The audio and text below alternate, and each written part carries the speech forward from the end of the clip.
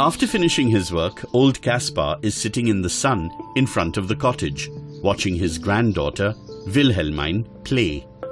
Her brother Peterkin is playing near the rivulet.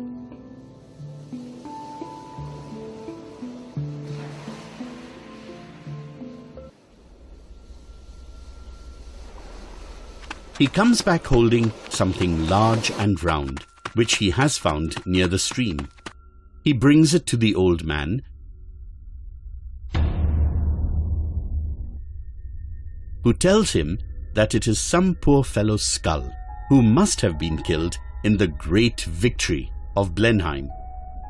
He adds that thousands of men were killed in that battle and admits that he has often found their skulls while ploughing in the garden. The naivety with which Caspar imparts bits of information about war underscores the horror and, by implication, the uselessness of war. Anticipating a story, the children ask him about the battle and why it was fought. Caspar is flummoxed and says that the only thing he knows is that the French were defeated by the English and that it was a very famous victory. He also tells them that his father lived at Blenheim then. His own house was burnt down and he had to flee with his family. He had no place to seek refuge. The war caused widespread ruin and destruction.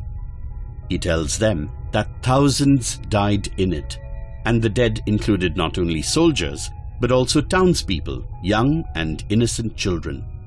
However, he adds that this is what happens during a war. He continues to give a ghastly yet vivid description of the ruin and destruction in the aftermath of the war.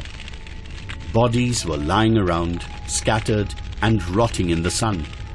Yet again, he replies that such things are quite common after a war. Old Caspar then showers praise on the Duke of Marlborough and Prince Eugene, who won the war.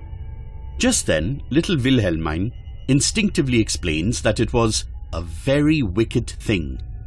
The old man again gives a conditioned reply, saying that it was a great war, with no conviction in his assertions. Old Caspar, totally unmoved by his grandchildren's abhorrence of war, continues to refer to the public praise of the Duke of Marlborough. Little Peterkin, like his sister, wants to know what good came out of the war. The old man is puzzled and again weakly asserts that it was a famous victory.